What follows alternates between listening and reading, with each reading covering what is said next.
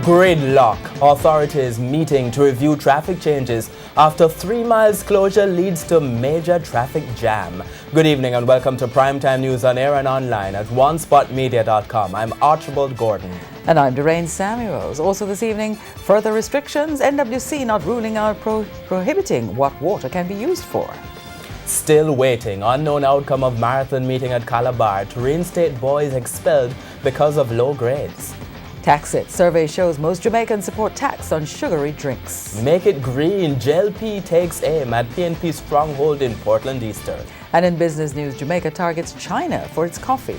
There's also sports, post commentary and weather in the primetime package. But before the break, the feedback question.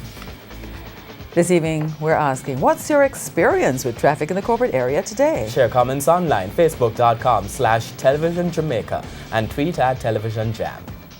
Please stay with us. Primetime News returns after this break.